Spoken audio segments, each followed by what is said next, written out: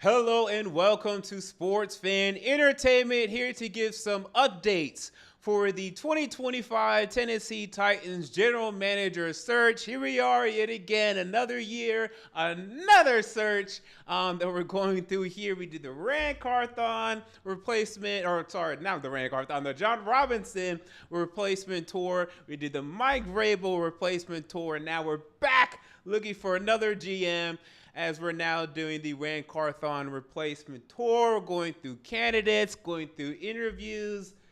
Oh my God. Hopefully this is the last year where we have to go through this for a while, but the way this organization is going, I'm not so sure about that. But before we get into the headline and some of the other candidates, I did want to go over more details as it pertains to the firing of Ran Carthon and more of the information that we're getting. So if you remember, and if you don't, or maybe you didn't watch it, go back and watch my previous video on Ran Carthon being fired. I was very much so leaning into the fact that I don't think it was a total indication of his job performance, but instead how they felt about him within the building. Maybe they just felt like he wasn't a hard enough worker, he wasn't that impressive, other people were really doing more of the workload, and that they just kind of wanted to move off of him, and it wasn't necessarily indicative of how this team was overall, although they are awful. They were the worst team in the NFL this season. So as we got more information this week, this has proven to be true. Mostly. Well, actually, I'm not going to say it's proven to be true. But let's say this. There have been more reports that might be true. Now, the main part of this is coming from Paul Kuharsky. And that is important to note here. Because Paul Kuharsky and Ran Carthon, and specifically we only know one side of this relationship, but Paul Kuharsky really has not been fond of Ran Carthon for months. Apparently, Paul Kuharsky has, reached out to Ran Carthon looking for information, looking, to have certain questions answered. Ran Carthon usually leaves him on red, usually ignores him, ducks him, dodges him. Now, apparently, Ran Carthon does this to a number of reporters, journalists, etc. in the media. He kind of keeps to himself, keeps things close to his chest or vest, and I think it's chest, right? Close to his chest. And that's pretty much been his modus operandi up into his firing as Tennessee Titans general manager. So that really started to rub the media the wrong way, specifically Paul Kuharsky, who's been talking a lot of trash about Carthon for months. He's been even calling for Carthon's job to be in jeopardy for months. Okay, so that's important to know here. Now, I'm not saying that Paul Kuharsky is necessarily biased here because of that. But I mean, there's some sort of thing there. Maybe not say he's not strongly biased, but I wouldn't blame him for being slightly biased. He's been talking about it for months. I can't assume that there's not something there in terms of, I don't think he really was fond of Ran Carthon, and I don't think he has to be. I'm not saying he does, but that is important to note. So then all of a sudden, these little notes are being sent to Paul Kuharsky from people, quote unquote, within the organization about Ran Carthon and his behavior as GM. So apparently, a couple of things that came out. Ran Carthon was, after a lot of the games during the season, when a lot of the front office staff and, some of the scouts, they would be going over tape, going over the game tape, looking at things that went on during the game, looking at things they could fix, looking at what went right or what went wrong. Ran Carthon would instead, just take it easy, chill, just nap on the plane ride home instead of really grinding the tape like that. Also, some reports that he left the Will Levis Pro Day early. I'm not sure what his obligations were, but he left the Will Levis Pro Day early, left it to everyone else to see how Will Levis performed through the rest of his pro day and to be able to conduct whatever interviews and conversations that they had with him, which is very important because they ended up drafting Will Levis, so that's a very important day for you to miss out on, a big portion of his pro day. So that was another thing. And just overall, they didn't feel that he was a true grinder, that he was someone that was staying, one of the first ones to enter the building, one of the last ones to leave, grinding the tape, being totally involved in the process, being obsessive over being an NFL GM. They felt he was more so I didn't hear incompetent, but more so a more of a relationship building GM. He was more so focused on being cool with other executives, other coaches, getting good intel on other players, building good connections with the players on our own team and other players, which, by the way, is also an important role in my opinion. I know Bill Belichick might disagree with that, but that is what the reports are. Now, some people are refuting that. So someone like Kayla Anderson, who works for, I think, is it 104.5 The Zone? I'm pretty sure it is. Or it might be 102.5 The Game. I'm not sure entirely. In fact, let me look it up real quick. That way I don't misrepresent her. But she's coming out and she's saying that from what she's heard and her being around Ran Carthon and seeing him in training camp and seeing him in practice, from what she's seen, this is absolutely false, in her opinion. That this is BS, that this is cap, and that there are things going on to smear Ran Carthon in his performance here in Tennessee and potentially his future endeavors as well. And she has a problem with that. Let's see. She works for, 104.5 The Zone. So that's her opinion. And it's funny, too, because, I've heard multiple things from multiple people that work out for 104.5 The Zone, because so does Buck Rising. And Buck Rising, I don't think he's necessarily said anything. In fact, I think he's actually, if anything, he said that it's also kind of BS that they're putting these things about Carthon now instead of coming out and telling you more of like owning up to hiring him and him being there. And even though he wanted Ran Carthon gone, he has had some very strong words about how they've handled this entire situation. So conflicting reports. So the problem is because Paul Kors is the one, if anyone, that wouldn't like Carthon and would want to put bad information out there about Carthon, I'm leaning towards this is more maybe BS, but also it's not, because they still fired him, right? Like they still fired him though. So there has to be some truth to it. Maybe it's not to the extent that they're saying, but if he was great, if they loved him, they wouldn't have fired him after 2 years. Do you know how hard it is to be fired after 2 years as a GM? I mean, that's hard, dude. And we kept Rustin Webster for, what was it, 4? Okay? So we kept Rustin Webster for 4 years, okay? From 2012 to 2015. He was awful in 2012. He was pretty bad in 2013. In 2015, he was god-awful. And we still, 2012 he was bad. 2013 he was awful. 2014 he was god-awful. We went 2-14, and we still kept Rustin Webster for another year. And then finally, after that year, we're like, okay, we got to let you go. All right? So it's really hard to get fired after 2 years as a GM. So something went wrong here. Something went terribly, terribly wrong. And I mean, look, we did an extensive search in 2023. So if he had some of these red flags, if he wasn't going to come in and put in the work, it's odd to me. But I also challenge people to do this. And if that's true, then that's fine. But like when it comes to the job performance perspective, I just don't want to hear it. And maybe this is a defense of Chad Brinker ultimately, because if he was the guy that was ultimately making some of these decisions. But if you remember in 2013, when he started the job, we didn't have any cap space. We had to get rid of players. We had to release contracts and open up cap space because we were kind of in cap space hell, right? So we couldn't then go out and sign free agents. We had to sign very cheap free agents.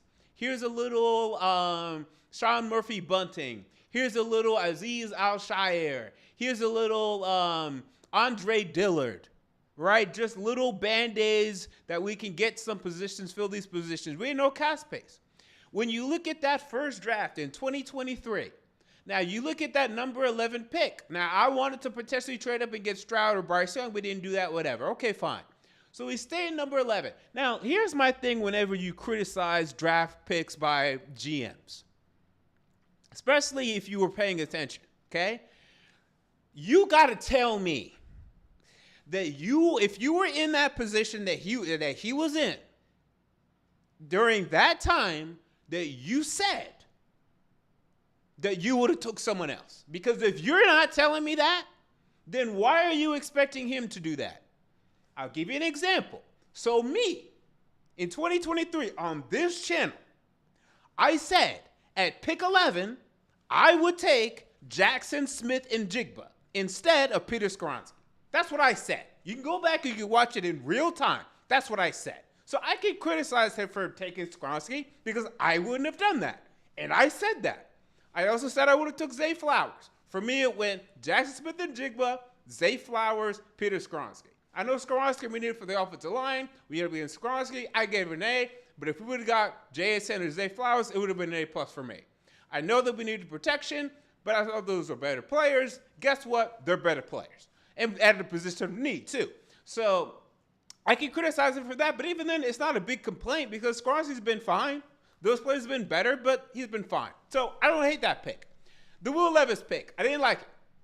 I gave it a B, and I didn't like it. I would have done something else. I would have picked, I said at the time, I definitely wouldn't have traded up for him, and I definitely would have just drafted someone else. No one really specifically comes to mind right now, but just draft any position of need. Just don't draft Will Levis because I don't believe in him. So that's what he did. I can criticize him for that. I said it in real time. You shouldn't have done that. That's a pick you can absolutely criticize if at the time, because a lot of you loved it. Oh, he has the potential, top of the second round, great pick. Then you can't just turn around and say, well, it was a terrible pick. You wanted him. You liked it. I didn't like it. Tajay Spears, I liked the pick. Now he's not being used much as maybe he should be, but I still am okay with the pick. No problem there. Could he have picked someone else? Sure. And then some of the other picks, they're later picks. Ideally, you would like to hit on someone, which they haven't yet in the later rounds of the Carthon drafts. But it was a fine draft to me. Other than the Levis being a total bust, which he is, it was a below-average draft, actually, now that I actually kind of think about it. Yeah, it's a below-average draft. Could he have done better? Yes. Would it have been nice to have found like a Puka Nacua or someone of that manner? Yeah. Was it the worst draft I've ever seen? No, they got Skoronski, but if you would have got JSN out of this draft, I think you'd be feeling a lot better about this draft than really just coming out of it having really Skoronski, a guard, and then a backup running back in Spears, a backup tight end in Wiley, a backup tackle in Duncan. So it wasn't a great draft. 2014. So you draft Latham. Now, the only argument you can make is if you're telling me that we could have took Tyrese Fuega, who was a little bit better. So Fuaga, he actually ended up, he allowed one less sack and a couple less pressures and was basically about the same against the run. And he was picked at 11? Was he picked at, I think he was picked at 11. So maybe he could have traded down a couple spots to take Fuaga. I don't know. Not a big deal between J.C. Latham and Tyrese Fuega. So who cares? The other argument you can make, and people made this argument, take Brock Bowers. He's the best tight end prospect we might have ever seen. And guess what? He had the best rookie tight end year we've ever seen. That's an argument. Some people made that. Not a lot of people. The majority of people wanted Latham over Brock Bowers. They wanted a tackle over Brock Bowers. Some people did. Some people saw that, man, Brock Bowers is going to be generational. He's generational. So if you want to criticize him for that, you can. However, if we don't draft Latham, just understand we still don't have protection. So even though, like me, I'm someone that says I would have preferred to have JSN last year, okay, but then we still don't have protection. So it's still a problem. So while that would have been better, it still doesn't solve, it's still a big problem. I don't know how many more games we win. Like, I mean, the Brock Bowers, the Raiders win, what they go, 4-13 with Brock Bowers. We would have been the same. We would have been the same. We would have been awful, but we would have had 1,100-yard tight end. So it's great that we had this 1,100-yard tight end. We're still not better. And then T'Vondre Sweat, you can't criticize. The only other player you might take in here is Braden Fisk. But Braden Fisk doesn't play nose tackle. He plays 3-5 tech. So you would have been opposite of Jeffrey Simmons. They would have played well. Is Fisk better than Sweat? They play different positions. They're similar to me. Sweat was great. Sweat's going to make every all-rookie team. This is an all-rookie pick. We've only had 13 all-rookie picks in Tennessee Titans history. This is one of them. T'Vondre Sweat's going to make every single all-rookie team. It's going to be him and Braden Fisk. That's who it's going to be. If you're two defensive tackles, it's going to be him and Braden Fisk. That's it. He's the best defensive tackle in this class next to Braden Fisk. So That's a great pick. And I didn't like it. I had character concerns, but he's been very good. Cedric Gray. Okay, got injured, didn't play. We don't know what he is. It's unfortunate that he wasn't able to pick up the playbook. But even then, if you look at who else would you have taken instead of Cedric Gray? So if you look at, and let's do a quick look at the draft real quick. So who else might you have taken instead of Cedric Gray? So Cedric Gray, so if I remember correctly, and let me pull up because it's something I started to remember in context. And these guys that actually played this year, like a lot of these fourth round picks didn't even really play. You could have took, I mean, by the way, linebacker wise, I don't think any of these linebackers played. Like Tyrese Knight went to the Seahawks at pick 118. Bucky Irving went in the fourth, but are you going to take another running back with Tyjae Spears and Tony Pollard? No. That doesn't make any sense. So did Isaac Garendo. You're going to take another running back. There's not many great fourth round picks this year that have played thus far. So who else were you going to take? He got injured. He didn't play much. And then, again, fifth round, he hit. He got Jarvis Brownlee. This guy is starting his level fourth corner in this league. He's our fourth corner. It's a great pick. So we got Sweat. We got Brownlee, two good picks. And Latham, I think he's been good. You could have got Bowers, but he's been decent. And he looks like at least one of our starting tackles for years to come. So last year, below average draft. This year, slightly above average draft, in my opinion. Maybe average. Maybe average. 2 drafts. Neither of these were awful. If anyone's turning off, was the second one, the first one because you took Levis, and he's a bust. All right, that's the only thing. If you don't take Levis, you take someone else, this draft looks a lot better. And then Jaquan Jackson, he's kind of a bust because, you know, he didn't give us punt returns. He just wasn't good at it. And then we'll see about Williams and Harrell if they end up developing or anything like that. So I look back at these drafts and I always ask critically, well, what would you have done honestly? Don't just tell me, well, I would have drafted Puka Nacua. No, you wouldn't have. That's cap. If you tell me on the day of the draft, man, we better draft Puka Nacua, okay, you didn't say that. Now, there's a couple examples of that. Like some people say, oh, we should have drafted Buck Bowers instead of Latham. Some people say, oh, we should have drafted, like me, we should have drafted Jackson Smith and Jigba instead of Peter Skoronski. But there's not many examples of that for Ran Carthon as far as I'm concerned. So I think that's unfortunate for him. So now let's get into the current GM search. Now, the reports have come out that Reggie McKenzie is the front runner for the job. What's the actual F? This would be an absolute disaster. And it makes no sense whatsoever. Other than he's going to be in Chad Brinker's pocket.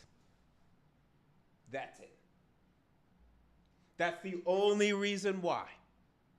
Reggie McKenzie, the former general manager of the Las Vegas Raiders from previously Oakland Raiders during his time, 2012 through 2018. Let us do a quick little experiment, and let's go look at the Raiders draft history, shall we, during the Reggie McKenzie era. Reggie McKenzie is good at one thing and one thing only, taking the most simple option in front of him. If you want him to do that, he can do that. Outside of that, he stinks. Now, he can do that, and then one thing he did. There's one impressive thing that he did, and that was taking Derek Carr, in my opinion. That's the only impressive thing that Reggie McKenzie actually did. So let's go ahead and let's look at the Raiders draft history a little bit. Let's just take a little look at that. So he started in 2012. Now remember, the Raiders, they're coming off of an 8-8 year with Hugh Jackson at this time, and they hired Dennis Allen. So under Dennis Allen, by the way, they go 4-12 first year, 4-12 second year, third year they go. I think it was. It should have been. Let me look up that record again. Actually, let me look up Raiders seasons. I want to say it wasn't good. I know that. So they go 4-12, 4-12, and then 3-13. Wow, it really was 3-13, huh? Who did they take in that draft? Okay, we're gonna say. I was thinking about who did they take in the 2015 draft. Okay, now I remember who it is. Okay, good. Okay, yeah, this is gonna add to my examples here. So in 2012, look, I'm gonna forgive them because they didn't have a first and second round pick, but they're all busts. They drafted Tony Bergstrom in the third, Miles Burris in the fourth, Jack Crawford. It doesn't matter. 2013. Now this was a bad draft. Okay, I remember this draft. But they drafted DJ Hayden in the first round. Not good enough, not nearly close. But there's a lot of busts in this draft. Remember, we drafted Chance Warmack.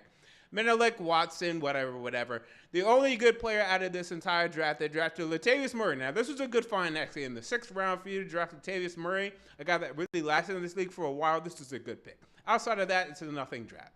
2014. Okay, so this is what Reggie McKenzie can do for you.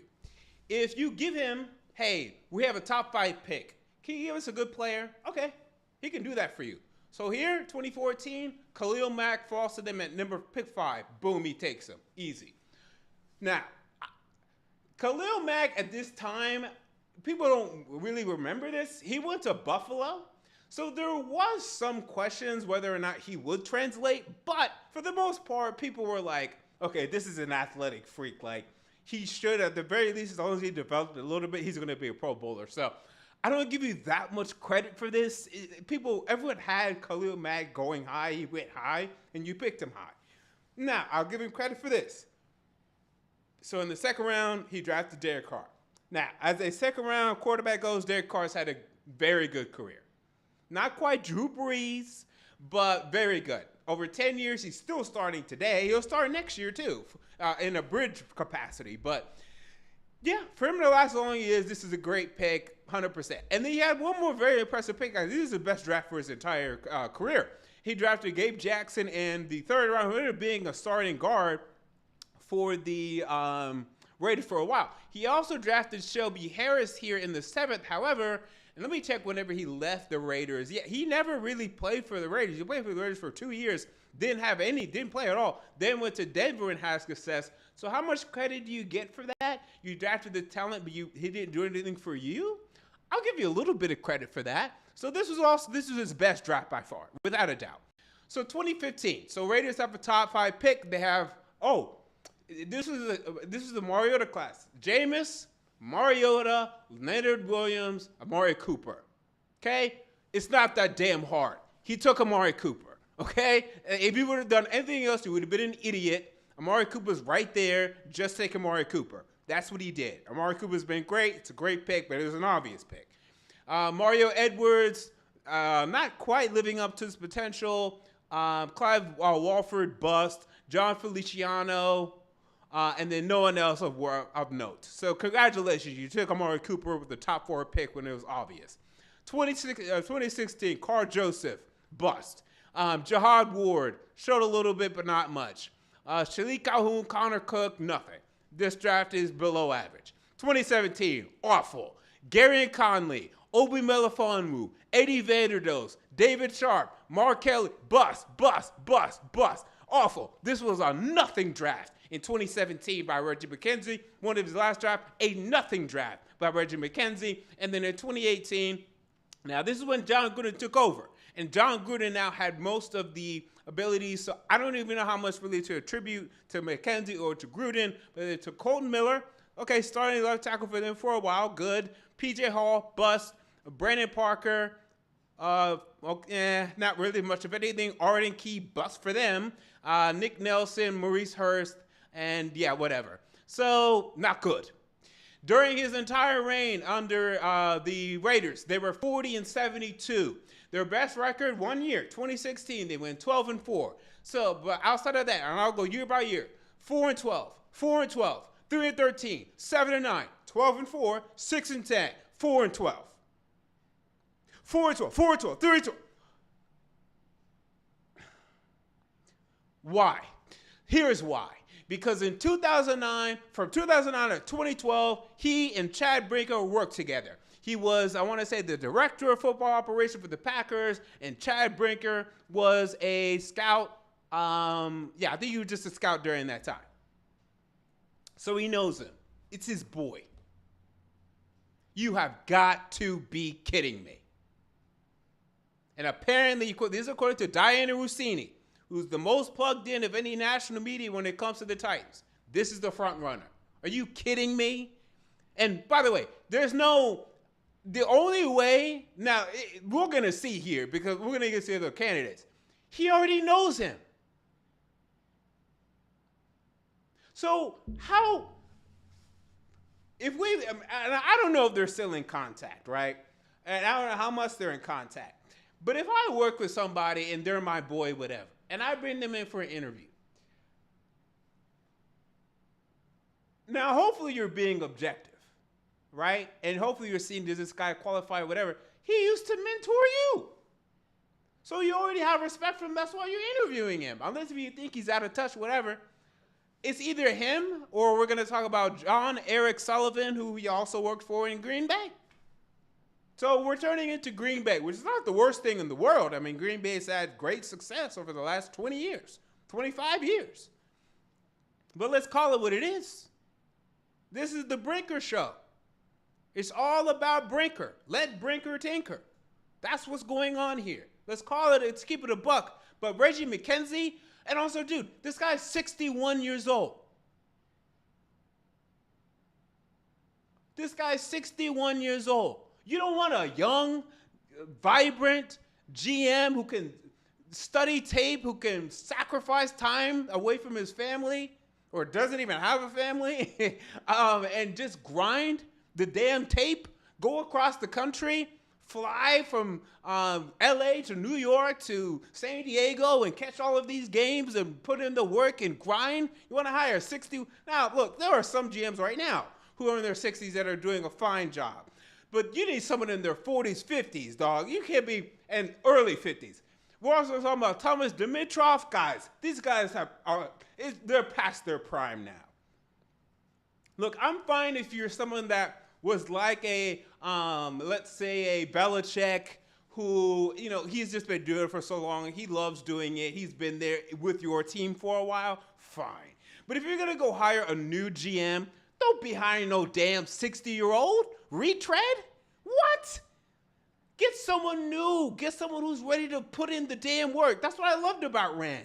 This guy's okay. He's in his 40s. Let's go. Not in you get to 30s, but I mean, yeah. You want to get 61-year-old GM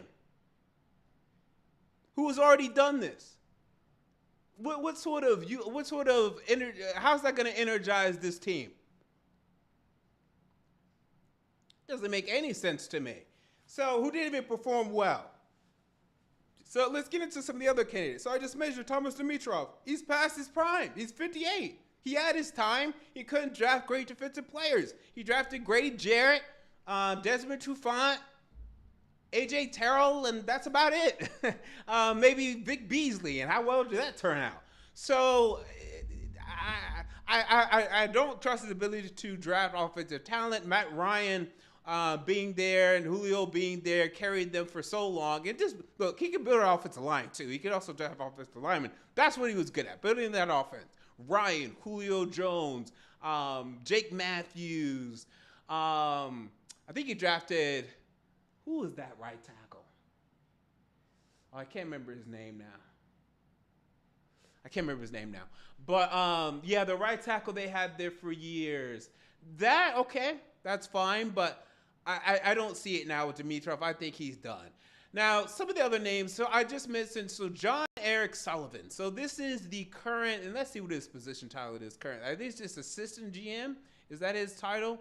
Oh, no, vice president of player personnel for Green Bay. So he and Brinker have worked together. They worked together in Green Bay for a while. How many years? So over a decade they spent together in Green Bay. He's currently the vice president of player personnel. And this guy, let me look up if I can see how old this guy is. But he looks like he's in his 40s. He looks like this is a guy that's going to look at the tape, be excited. He has some cap experience. He has some other experience. So this is the guy that I'm fine with. Now, is he Chad Bricker's boy? Yes. But I don't mind him getting his boys. Just don't get someone. And John Eric Sullivan it says he was 41, and this is now 6 years ago. So, yeah, he should be 47. So, I'm fine with that. I mean, if you get people you trust, I don't care, but you're held responsible. All right, so the next time we're finding somebody, it's you and all your boys getting out of here. So I'm fine with you, but don't get Reggie McKenzie, this old guy. I mean, come on, man, this retread. Ridiculous. John Eric Sullivan, I'm fine with, though. He's been doing a good job from what I've seen as the vice president of player personnel. The transition from Rodgers to Love and everything has been great because they've done a great job of, outside of the receivers, who actually are now coming on a little bit with with Jaden Reed and really taking a step forward. But now Christian Watson is hurt again. But yeah, they've done a good job in Green Bay, transition from Aaron Rodgers to Jordan Love and everything. So I'm fine with more Green Bay guys. I don't mind that, just not Reggie McKenzie. Okay, so other people on the list of potential of candidates, not even potential candidates, but of candidates for the Titans. And let me pull up this list again. We have Ian Cunningham. So this is a guy for the Chicago Bears. And so he was actually someone that we interviewed in 2023 for this job. Now, one of my problems with Ian Cunningham, he's the assistant GM right now, by the way, for the Bears. The Bears have drafted fine. This year, you can blame everything on Eberflus, which is fine. I mean, that's what everyone's going to do. But I would have liked to see a little bit more success in the draft. I mean, they drafted starters like Jaquin Brisker's a starter. Darnell Wright's a starter. Well, he better be. He was a 10th pick in the draft. And they're playing well. I would say Kyler Gordon is actually pretty good. I would just like to see a little bit more juice since they've taken over with polls and everything, but he's pretty good. So I'd be fine with Ian Cunningham. Mike Borgonzi, assistant GM for Kansas City.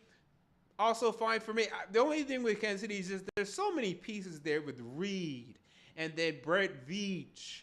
You just don't know, but those guys, I mean, they're doing so much of the heavy lifting. How much is a guy like Mike Borgonzi actually doing? You have some questions about that, but coming from Kansas City, I do love this though, Matt Berry. So this is a guy for the Seahawks, senior director of player personnel. He's been with Seattle since 2008. Okay, as an area scout, promoted in 2015 to the national director of scouting.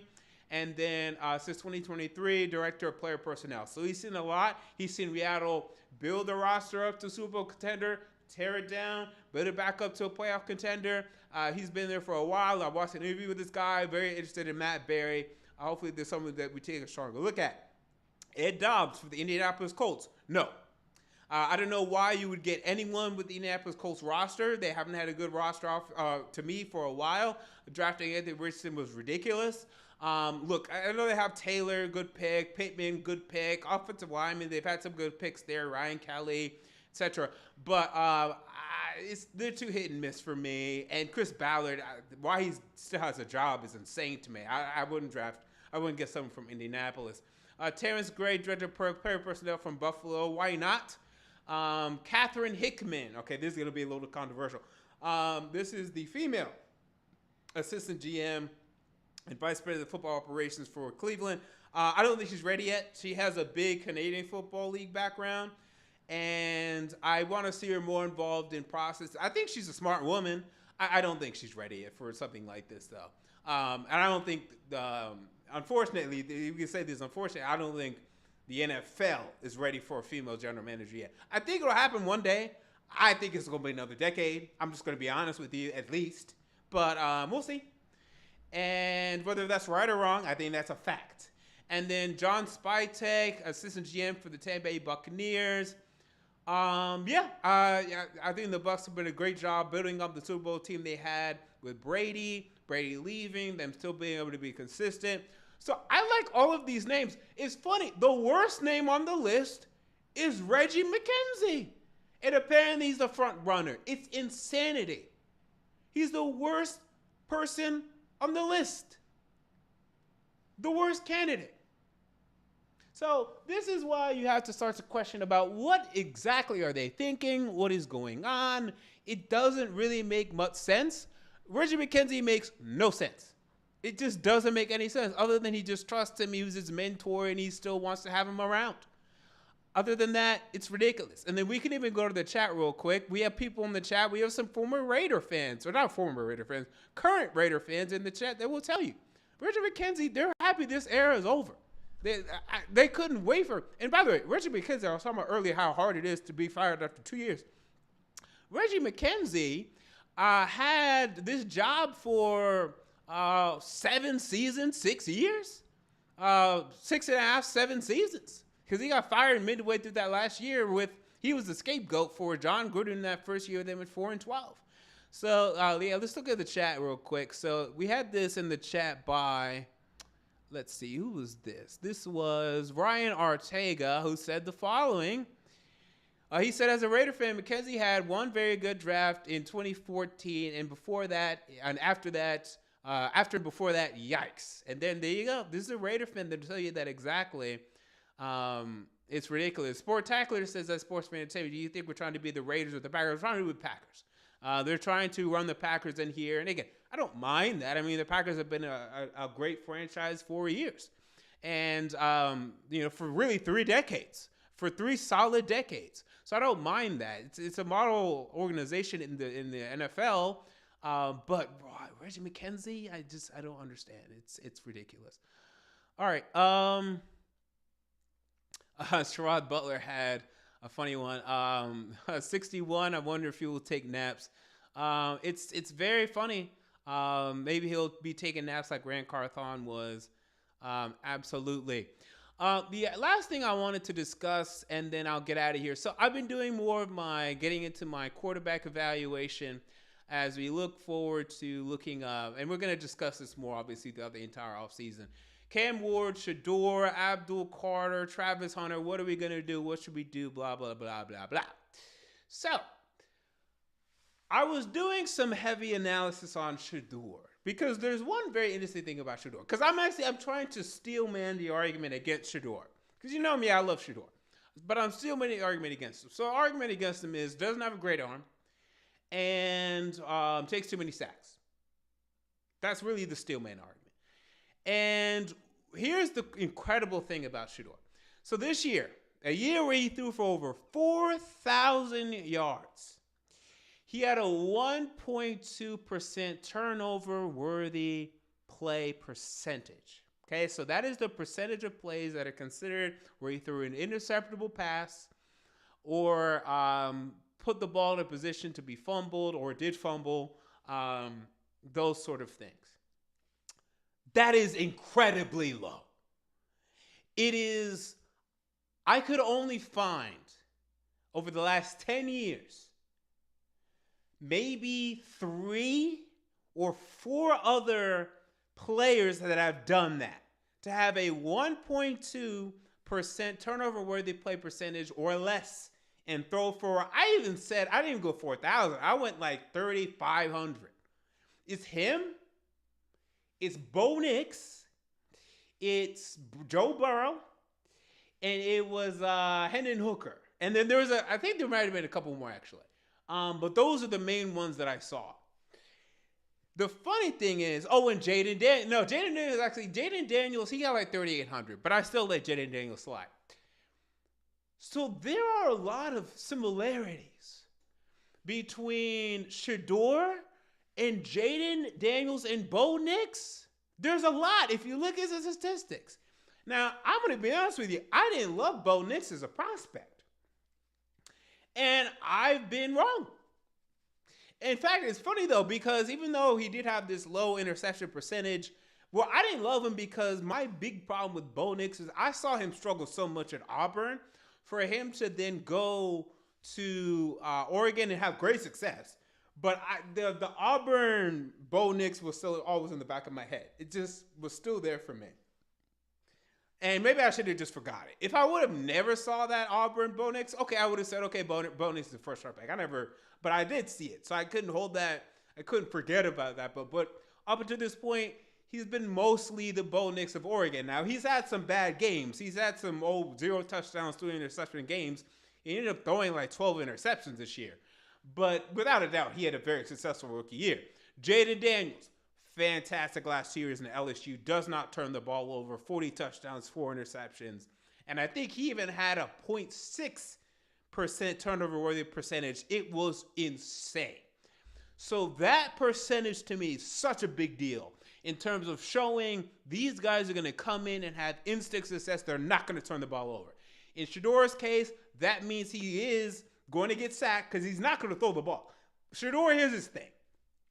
He's going to stand in that pocket, and he's going to wait for somebody to get open. He's going to just throw the ball to, you know how Drew Allard just threw the interception? Yeah, he's not going to throw that ball. He's going to throw it to you when you get open. And otherwise, I'm going to sit in this pocket.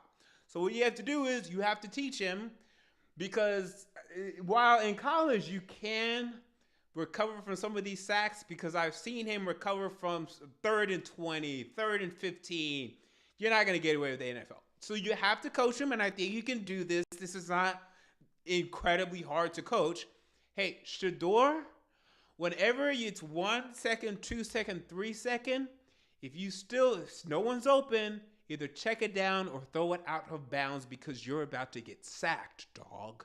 Okay? And then just hammer that in, hammer that in, hammer that in, hammer that in, hammer that in. I'm giving him a little grace on that because it's only 2 years of FBS football. He got away with it in the SWAC. He got away with it in high school. It was really FBS last year particularly when it really was new for him and it really stunned him. This year he was better with it, but there were times where he was still struggling with it. That's a big deal. It needs to be fixed. It's not the worst thing in the world, though, to me, because would you rather him just throw it up and get picked off? No. I would rather him get sacked than get picked off. So I don't hate it like everyone else hates it. I would rather him do that than Levis throw the ball and get picked, or Levis get a fumble. I would rather that. I would rather you just get sacked. That's what I would rather you do. But that's the problem there. So I'm gonna look more into these guys, but that's just something that I wanted to point out, or something that I noticed this week. All right, so there you go. Those are my thoughts on the Titans general manager search. Hopefully, if you guys are in the Nashville area or anywhere in the South, you guys are staying safe in this snow day, having fun in the snow, and doing your thing. Until next time, this has been MJ of Sports Fan Entertainment, and I'm out. See you all later.